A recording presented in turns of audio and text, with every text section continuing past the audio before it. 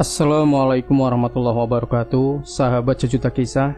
Senang sekali kami bisa kembali hadir menjumpai Anda. Dan tentunya seperti biasa, kami akan menyuguhkan cerita-cerita misteri menarik.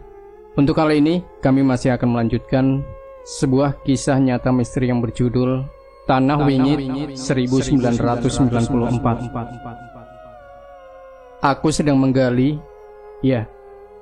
di salah satu sudut di dapur rumah kami. Entah mengapa aku melakukan ini, namun semua ini terasa begitu jelas. Sudut dapur ini adalah tempat yang jarang sekali kami perhatikan. Salah satu sisi yang tertutup oleh tumpukan kayu bakar dan perlengkapan dapur yang jarang terpakai. Aku terus menggali sampai cangkulku menyentuh sebuah papan. Kusingkirkan tanah di atas papan itu dan membukanya. Nafasku menderu dengan cepat. Ada sebuah jasad yang sudah mengerikan di bawah papan itu. Matanya masih terbuka. Tubuhnya masih menunjukkan gerakan nafas. Tidak mungkin dia masih hidup. Kulitnya sudah terkelupas memamerkan dagingnya. Bahkan di bagian pipinya sudah terlihat tulangnya. Mayat itu terus bernafas semakin cepat dan menatap ke arahku. Jantungku berdegup semakin keras. Merasa ingin lari dari tempat ini, tapi makhluk itu mulai berusaha bergerak dan mendekatkan wajahnya padaku. "Ibu!" Aku berteriak. Seketika aku tersadar di kamar dengan tubuh yang penuh keringat. Mimpi, tapi mengapa rasanya begitu nyata? Tok tok tok. "Mukti, bangun, udah lewat maghrib." Terdengar suara ibu mengetuk pintu membangunkanku. Ia membuka pintu dan memastikan aku sudah terbangun. "Mandi dulu, masih ada air," perintah ibu. "Iya bu, sebentar," balasku singkat. Aku masih mencoba mengatur nafasku yang masih merasa takut dengan mimpi tadi. Semoga saja mimpi itu bukan pertanda buruk. Aku pun mengambil handuk dan menuju kamar mandi di belakang rumah. Langit sudah gelap dan perasaanku masih tidak enak.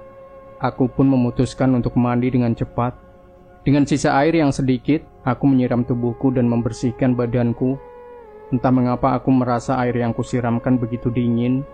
Aku pun menggigil tidak seperti biasanya. Padahal aku juga cukup sering mandi di jam seperti ini. Dok dok dok. Tiba-tiba perhatianku teralih kepada suara dari luar. Suaranya seperti suara dinding kayu yang dipukul-pukul.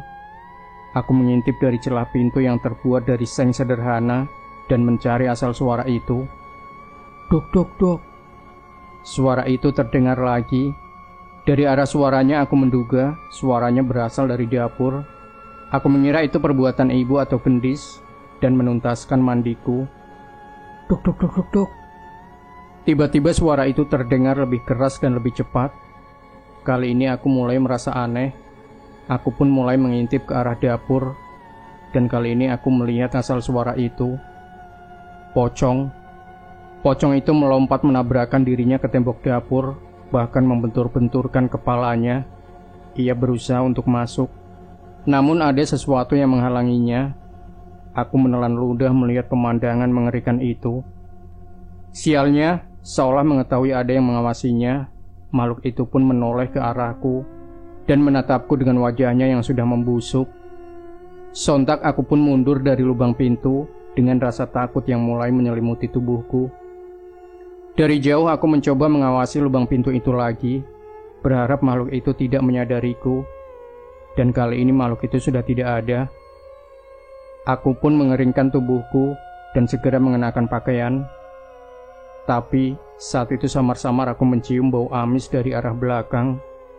Aku tidak berani menoleh, seolah ada sosok yang begitu dekat berada di belakangku.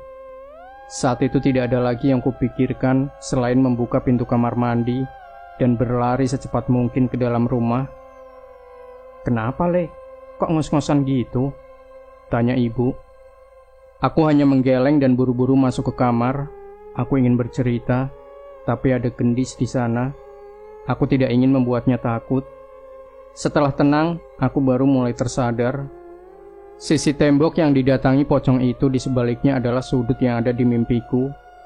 Di mana di mimpiku aku menemukan jasad mengerikan itu di sana. Dan benar, mimpi itu muncul berkali-kali di dalam tidurku. Suatu siang, aku menghampiri ibu di dapur. Ia tengah sibuk menyalakan kompor untuk memasak. Aku yang penasaran mencoba mencari-cari sesuatu di sudut yang ada di mimpiku itu. "Nyari apa, Le?" tanya ibu. "Enggak, Bu. Itu." Aku bingung menjawabnya, tapi aku tetap terus mencari di tempat yang jarang kami utak-atik itu. Tak butuh waktu lama, aku menemukan lembaran pohon pisang yang di atasnya terdapat kembang sesajen, beberapa rempah bekas dibakar, dan segenggam pasir. Dari kondisinya, benda ini sepertinya masih belum terlalu lama. "Ibu masang sesajen di sini?" tanyaku. Mendengar ucapanku, ibu yang sedang sibuk segera meletakkan kayu bakarnya dan menoleh ke arahku. "Sesajen? Ibu nggak pernah masang sesajen, Le," balas ibu. "Coba lihat deh, Bu," ucapku. Ibu pun menghampiriku. Ia juga terlihat kaget saat melihat ada sesajen di sana. Terlebih, wujudnya tidak seperti sesajen yang digunakan untuk ziarah atau untuk ruatan. "Bukan ibu, Le. Masa ada orang yang masuk ke rumah kita?" tanya ibu. Setelah memastikan tidak ada yang tahu tentang benda itu, aku pun mulai menceritakan mimpi-mimpiku pada ibu. Menurutnya, mungkin sebuah kebetulan aku menemukan sesaji itu di tempat yang sama dengan di mimpi. Walau begitu, kami berdua sepakat memperhatikan tempat itu untuk memantau siapa yang memasukkan benda itu di rumah kami. Suatu ketika, tak jauh dari hari kami menemukan sesajen itu, ada kabar tentang warga desa yang kesurupan. Kami tidak sempat melihatnya, tapi saat aku dan ibu menanyakan kejadian itu, warga sempat menatap kami dengan aneh. "Nggak apa-apa, sudah ditangani kok sama Pak Sartiman," ucap warga tanpa menceritakan kepada kami lebih jauh. Kami merasa cukup aneh, tapi kami menganggap yang mereka lakukan adalah usaha untuk menutupi aib orang yang kesurupan itu. Sampai suatu ketika, saat sedang berada di pasar, aku melihat seseorang yang bertingkah cukup aneh. Ada seorang perempuan yang rambutnya berantakan. Ia hanya berdiri di tengah keramaian sembari terus menatap kami dengan muka yang celemotan dengan tanah. Beberapa kali ia menunjuk-nunjuk ke arah kami sembari tersenyum menyeringai dan mulut yang komat kamit. Awalnya aku tidak ingin menghiraukannya, tapi semakin lama suara orang itu semakin keras dan mengancam. Pergi dari rumah itu. Kalau tidak segera pergi, siap-siap aku bunuh," ucap orang itu. Perempuan itu mengulangnya berkali-kali hingga akhirnya orang-orang tahu bahwa perempuan itu kesurupan. Beberapa pria datang menghampirinya untuk memberi pertolongan, dan tukang ojek segera memanggil Pak Sartiman. Perempuan itu meronta-ronta, hingga 4 orang pria pun kesulitan membawanya ke pinggir. Aku dan ibu penasaran dengan ia yang terus mengawasi kami. "Pergi kamu, tanah itu bukan tempatmu," teriaknya lagi saat kami mendekat. Ternyata benar yang dimaksud orang itu adalah kami. Tapi aku heran, mengapa warga sekitar tidak heran dengan tingkah orang yang kesurupan itu. Setelah Pak Sartiman datang, ia pun segera menenangkan orang yang kesurupan itu dengan membacakan doa di samping telinganya. Perempuan itu tentu saja melawan, namun saat Pak Sartiman meletakkan tangannya di kepala perempuan itu, ia pun menjadi tenang dan kehilangan kesadaran. "Kalian sudah mendengar apa yang diucapkan setan itu?" tanya Pak Sartiman. "Iya, Pak. Apa benar mereka mengincar kami?" tanya ibu. Pak Sartiman pun meminta kami untuk tenang dan membicarakan ini di tempat lain. Setelah warga mengevakuasi perempuan itu dan mengembalikan ke keluarganya, Pak Sartiman mengajak kami ke kedai kopi di pasar untuk menjauh dari keramaian. "Kejadian ini sudah terjadi beberapa kali di desa," buka Pak Sartiman. "Kesurupan?" tanyaku. Pak Sartiman mengangguk dan menyeruput kopinya. Ia akhirnya menceritakan bahwa sebenarnya orang-orang yang kesurupan itu meneriakan hal yang sama. Setan itu meminta warga desa mengusir orang yang tinggal di rumah yang kami tinggali. Warga desa sudah tahu tapi mereka merasa tidak punya hak untuk mengusir kami. Jelas Pak, kami kan gak salah apa-apa. Kenapa sampai diusir? Ibu membela diri. Tenang dulu Bu Lastri, oleh karena itulah warga desa memilih diam. Tapi kalau memang sampai mengancam nyawa, saran saya lebih baik Ibu pindah. Jelas Pak Sartiman. Mendengar ucapan itu, wajah Ibu kembali merenung. Aku jelas mengerti perasaan Ibu. Pak Sartiman tahu mengapa kami sampai diminta pergi oleh setan-setan itu, tanya aku. Sayangnya Pak Sartiman menggeleng. Ia harus mencari tahu lebih lanjut untuk mengetahui hal itu. Sampaikan kepada warga Pak, mohon maaf kami belum bisa pindah. Jangankan untuk pindah, bahkan uang untuk makan beberapa hari ke depan saja saya masih cemas, balas Ibu. Pak Sartiman mengerti, dan menurutnya warga juga harusnya mengerti. Tapi ia mengatakan, seandainya dirinya dan warga bisa mendapatkan solusi untuk tempat tinggal kami, mereka harap kami mau menurut dengan mereka. Ibu pun menjawab bahwa hal itu bisa dibicarakan lebih lanjut. Nyatanya, tinggal di rumah itu juga bukan hal yang baik untuk kami. Sepanjang perjalanan ke rumah, aku tidak ingin bertanya banyak ke Ibu. Aku yakin kejadian tadi sudah memberi cukup banyak tekanan padanya. Aku hanya mengajak Gendis bermain, sekaligus mencari tanaman-tanaman di pinggir jalan yang menarik perhatiannya. Sesampainya di rumah, aku penasaran dengan sesajen yang ada di dapur. Aku pun mengeceknya bersama Ibu, dan menemukan sesajennya sudah diganti yang baru. Sekarang kami yakin memang ada orang lain yang masuk ke rumah kami. Sayangnya, beberapa kali kami mencoba mengawasi dan mencoba menjebak. Kami tidak menemukan siapapun memasuki rumah. Tapi anehnya, setiap beberapa hari, sesajen itu sudah berganti dengan yang baru. Akhirnya aku memutuskan untuk nekat dengan membuang sesajen itu di luar dan memendamnya di galian sampah. Sayangnya sepertinya itu bukanlah keputusan yang tepat. Malamnya sesuatu yang aneh terjadi. Suara aneh memecah keheningan malam yang tertahan sejak tadi. Aku dan Ibu terbangun dengan suara yang lebih mirip seperti suara raung tangis hewan liar. Tidak ada sepatah kata pun bertukar antara aku dan Ibu di sisa malam itu. Kami saling memberanikan diri dan mencari asal suara itu. Satu hal yang tidak kami sangka, akar suara itu berpangkal dari dapur, dari sudut tempat sesajen itu sebelumnya berada. Saat itu aku mulai merasa sudah melakukan sebuah kesalahan. Tidak ada satupun dari kami yang berani mendekat, sementara suara itu juga enggan untuk berhenti. Yang terjadi, Ibu hanya memintaku untuk tidur dalam satu kamar bersama dengan Gendis untuk saling menjaga. Kesal, sedih atau marah, aku mendengar emosi dari suara yang terus membuatku merinding itu. Sulit untukku memejamkan mata. Hingga malam bertemu batasnya, dan ayam berkokok menyambutnya. Barulah suara itu menghilang, dan aku mampu tertidur. Walau kejadian semalam membuat aku dan Ibu takut, tapi siang harinya kami sudah melupakannya begitu saja. Saat ini, kami memang sudah sering merasakan dan melihat hal-hal aneh, walau hanya sekelebat. Jadi kejadian semalam hanya kami anggap sebagai salah satu kejadian serupa saja. Tapi malam setelahnya, terjadi hal yang tidak kami sangka. Saat itu kami sudah sampai di tidur lelap kami.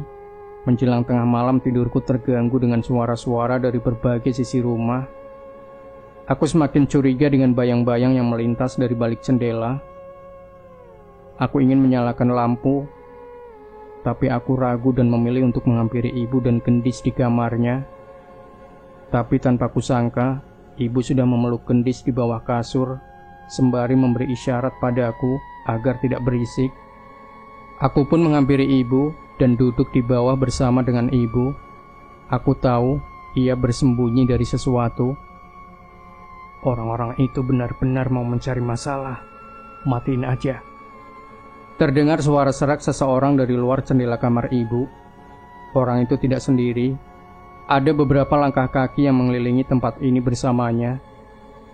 Sudah aku kirim pocong, setan hutan, orangnya tetap tidak pergi. Bisa gawat kalau balung mayit ini sampai kenapa-kenapa, ucap seseorang yang lain. Pocong, demit alas, balung mayit. Siapa mereka ini? Dukun. Aku semakin penasaran dan mencoba mengintip dari selat jendela. Ada 3 orang. 2 orang pria berpakaian hitam dengan ikat kepala. Yang satu wajahnya terlihat sudah berkeriput dengan matanya yang bengis. Ada sebuah golok di tangannya, seolah sudah bersiap untuk membunuh seseorang. Seorang lagi tinggi bongsor berambut panjang, namun wajahnya juga sudah berkeriput. Sedangkan seorang lagi, seorang perempuan berpakaian kebaya sederhana, yang berdiri sembari menunduk di belakang mereka. Sepertinya ia adalah pelayan dari kedua orang itu. Dukun, Bu, bisiku pada ibu. Mendengar ucapanku, ibu dan Gendis semakin takut. Pasalnya mereka sempat mendengar mereka mengancam untuk membunuh kami. Tak lama kemudian, suara seperti malam sebelumnya kembali terdengar. Ada suara sosok yang merintih seperti suara hewan dari arah dapur. Sontak ketiga orang itu pun menghampiri suara itu. Sesajen sudah kuganti, tapi dia masih mengamuk. Bisa bahaya kalau orang-orang tahu kita menguburnya di sini.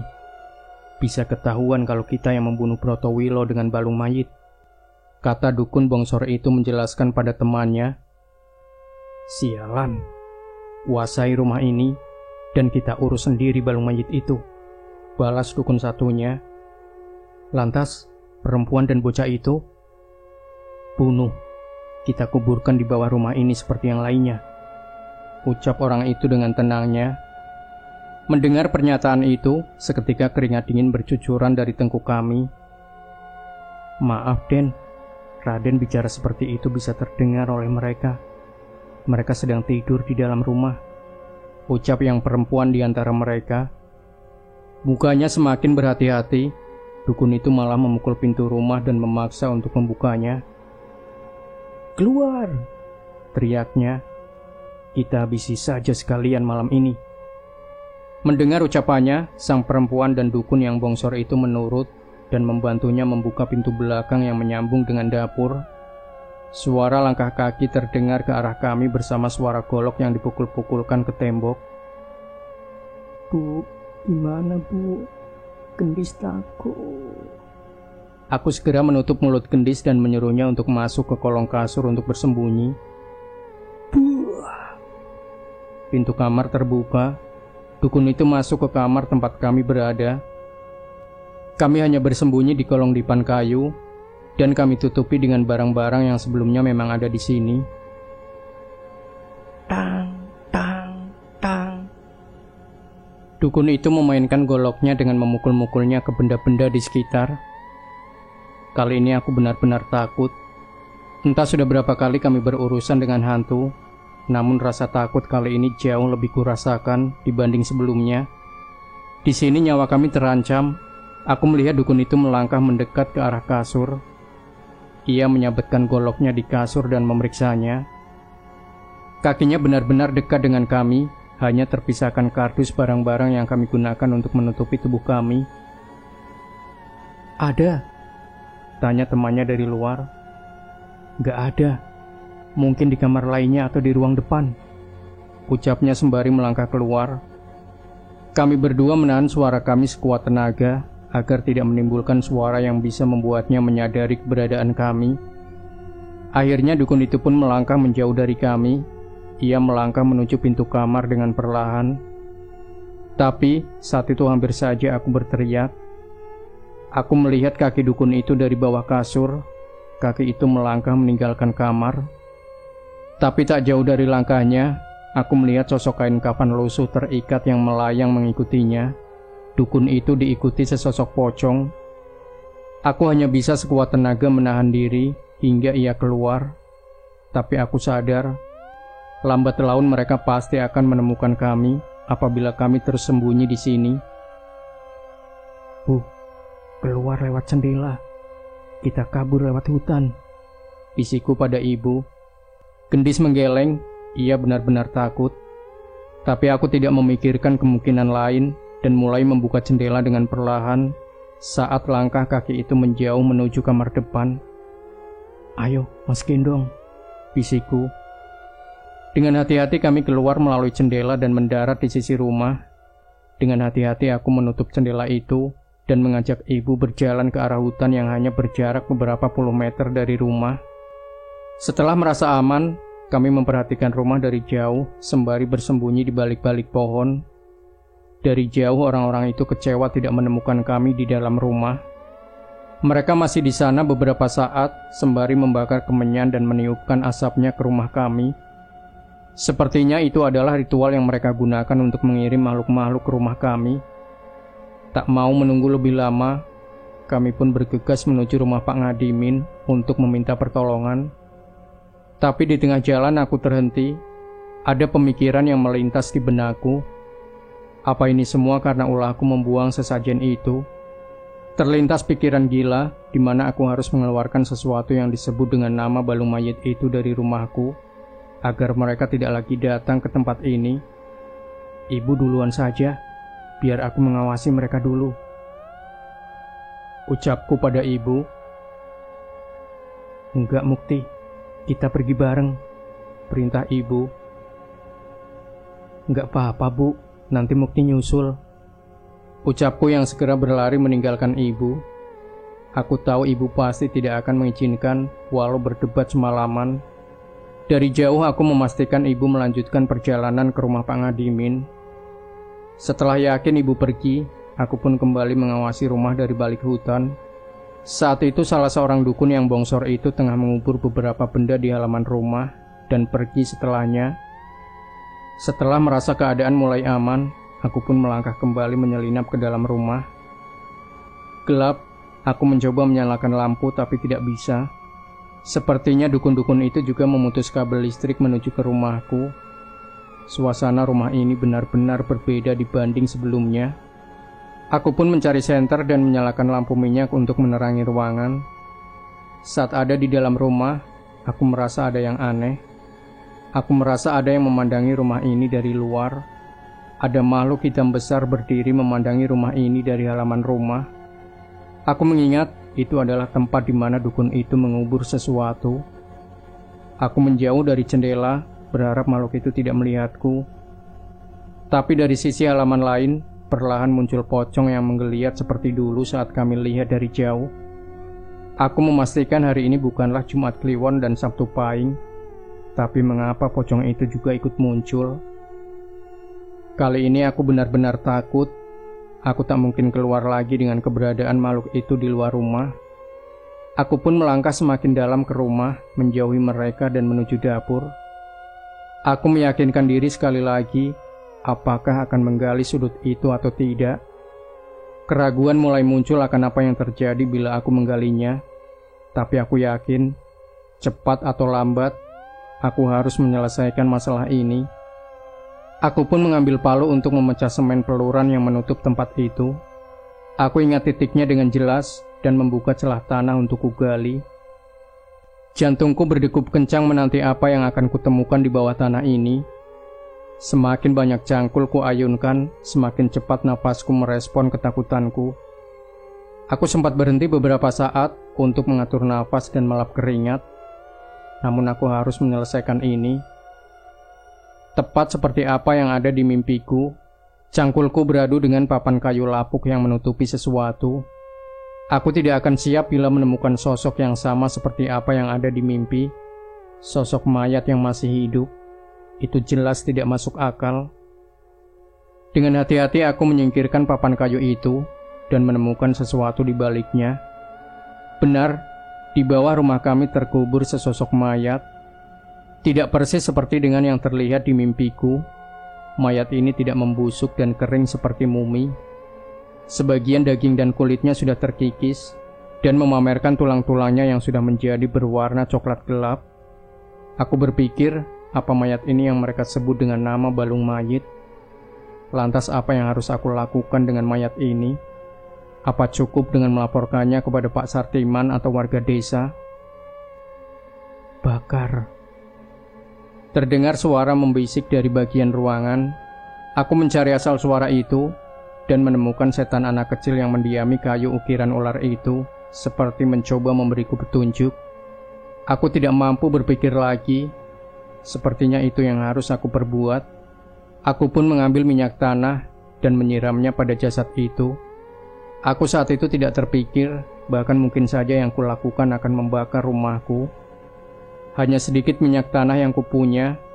Aku pun melemparkan korek api dan membiarkan minyak itu menyala pada jasad itu.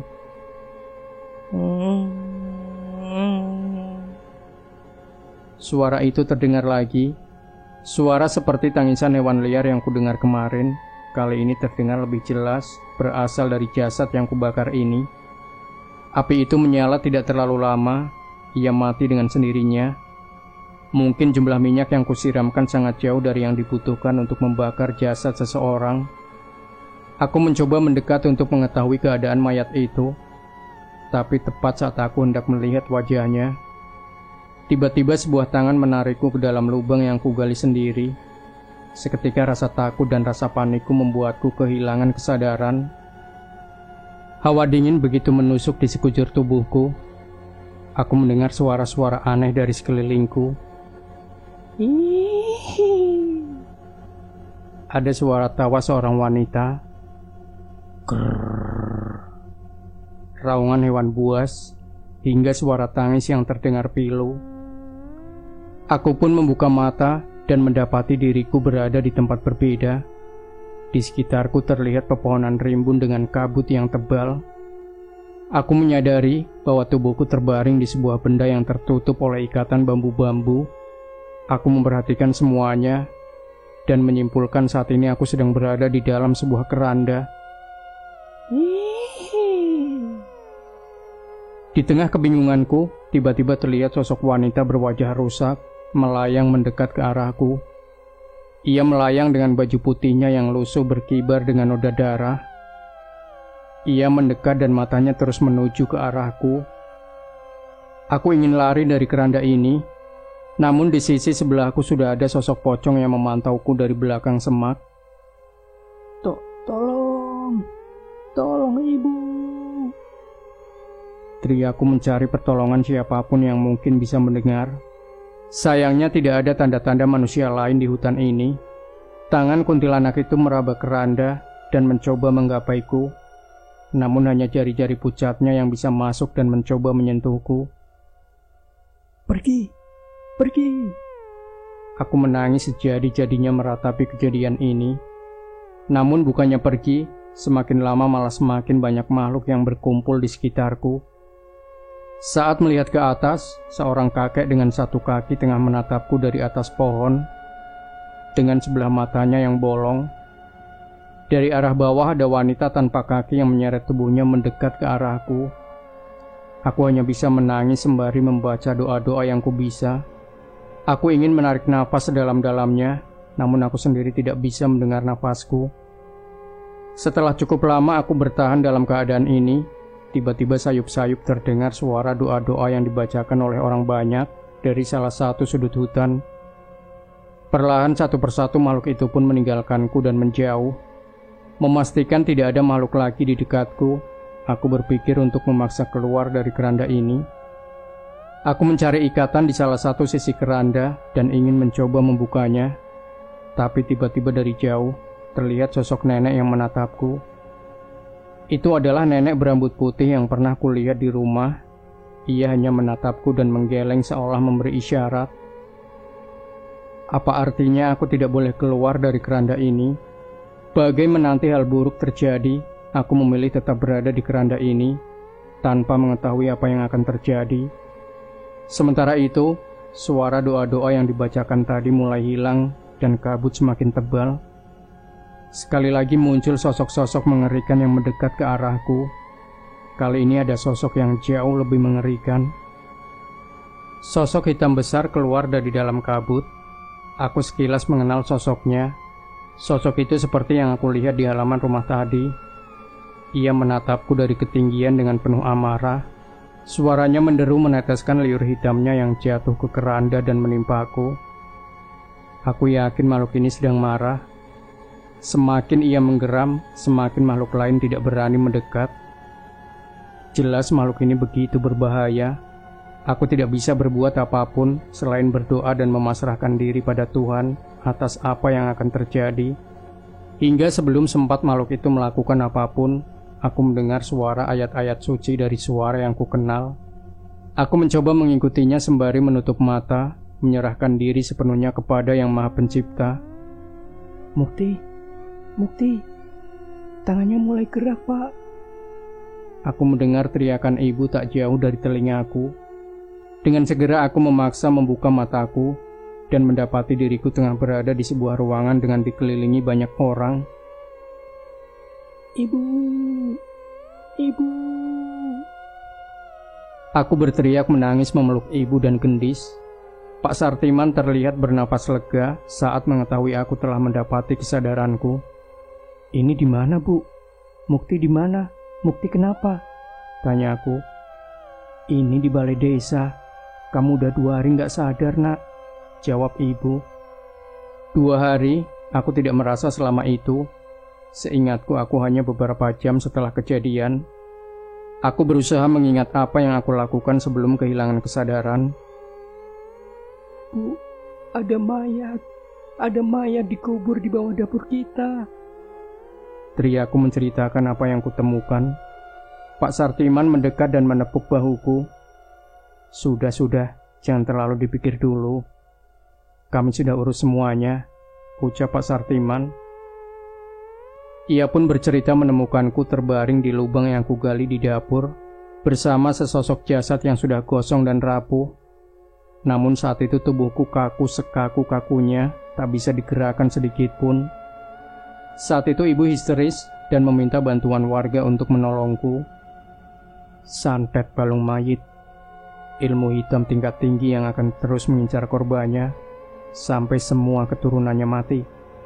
Saat semua keturunan korbannya sudah mati, baru jasad itu bisa membusuk. Jelas Pak Sartiman. Gila, masih ada hal seperti itu di alam ini. Terlebih mereka menyimpan jasad yang mereka gunakan untuk media santet itu di rumah kami. Ada 2 dukun dan seorang wanita, Pak. Mereka pelakunya, ucapku. Pak Sartiman ternyata sudah mendengar cerita itu dari ibu. Menurutnya setelah santetnya digagalkan, ilmu itu akan berbalik dan meminta perapalnya sebagai medianya. Ia juga bercerita bahwa jasad itu sudah dibakar sampai habis. Mengenai benda-benda yang ditanam di halaman, rupanya Pak Sartiman juga sudah menemukannya dan membakarnya. Jadi yang membuat warga desa kesurupan itu, setan kiriman dukun itu, tanya aku. Benar, itu semua perbuatan mereka. Ibu bertanya, apa kami sudah bisa menempati rumah itu lagi, dan apa mungkin akan ada yang mengincar kami setelah kejadian ini. Pak Sartiman menjawab bahwa dibakarnya balung mayit seharusnya membuat dukun-dukun itu menerima imbasnya. Dari penjelasan Pak Sartiman, sepertinya ia sudah memvalidasi hal itu, namun ia tidak ingin memberitahu caranya. Setidaknya ia ingin agar kami bisa tenang. Mas Mukti tidur lama banget. Gendis takut. Mas Mukti mimpi apa selama itu? Tanya Gendis. Aku mengingat apa yang terjadi saat tidak tersadar dan menceritakan pada Pak Sartiman mengenai aku yang berada di dalam keranda di dalam hutan, mengenai sosok-sosok yang mengincarku, hingga sosok nenek-nenek yang memberiku isyarat. Pak Sartiman mengatakan bahwa aku beruntung menurutnya. Bila aku sampai keluar dari keranda itu, mungkin saja nyawaku tidak bisa selamat. Apa itu berarti nenek itu mencoba untuk menolongku? Setelah kejadian itu, Pak Kades dan warga mengizinkan kami untuk tidur di balai desa hingga rumah kami selesai dirapikan. Selama tinggal di sana, kami mendapati banyak cerita tentang rumah kami. Aku yang bercerita bahwa rumah itu adalah saksi hidup dari perseteruan 2 keluarga kakak beradik yang berakhir saling membunuh dan semua jasadnya dikuburkan di tanah itu.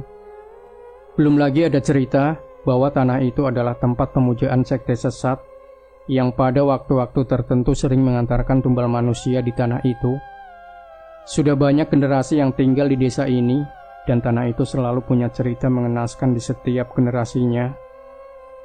Banyak jasad sudah dikubur di sana, banyak ritual sudah terjadi di sana, dan banyak misteri yang masih bersembunyi di sana. Yang pasti, tanah ini sangat tidak layak untuk dihuni oleh manusia. Setelah lulus SMA, aku mendapat pekerjaan dari seorang juragan di kota untuk mengantar hasil desa ke kota. Awalnya aku hanya dibayar serabutan, namun seiring berjalannya waktu, aku pun mendapat kepercayaan untuk memegang satu armada mobil bak untuk pekerjaan ini. Aku mendapat gaji bulanan, dan tak jarang petani-petani desa juga sering memberiku tanda terima kasih karena sudah melariskan jualannya. Padahal aku sudah cukup tenang bisa membalas budi pada warga desa yang sering membantuku mengenai masalah rumahku. Aku sempat bertanya pada bos, apakah aku boleh menerima uang dari mereka? Namun menurutnya, selama bisa memastikan hasil panen tetap memiliki kualitas yang baik, itu bukanlah masalah. Lagi pula bos pun sadar, gaji yang ia berikan masih jauh dari standar gaji karyawan kota. Sesuai nazarku dulu, saat aku mulai bisa mencari uang, yang kuutamakan adalah mencari tempat tinggal untuk pindah dari rumah itu. Aku pun mengontrak sebuah rumah sederhana yang tidak begitu jauh dari sekolah Gendis. Walau kecil, ibu dan Gendis merasa nyaman dan betah. Aku cukup lega saat akhirnya harus meninggalkan rumah yang berdiri di tanah wingit itu. Setelah yakin ibu dan Gendis nyaman tinggal di kontrakan, aku pun meminta izin pada ibu untuk menghancurkan rumah yang berdiri di tanah wingit itu. Ibu setuju, terlebih aku sudah memiliki cukup tabungan untuk membeli tanah yang suatu saat akan kami bangun rumah kami sendiri. Kisah mengenai tanah wingit berakhir di sini. Kini tanah itu dialihkan sebagai tempat pemakaman. Namun biasanya warga luar desa yang tidak mendapat lahanlah yang dimakamkan di sana. Sedangkan warga desa sendiri masih takut memanfaatkan lahan itu, bahkan untuk memakamkan kerabatnya. Walau begitu, sampai saat ini aku tidak pernah mendengar cerita menyeramkan lagi tentang tanah wingit. Entah memang sudah tidak ada, atau memang aku yang sudah tidak pernah mencoba untuk mendekatinya lagi. Demikian sahabat Sejuta Kisah. Jangan lupa berikan komentar Anda, like, share video ini, subscribe channel Sejuta Kisah, dan nantikan kembali cerita-cerita misteri terbaru dari kami. Wassalamualaikum warahmatullahi wabarakatuh.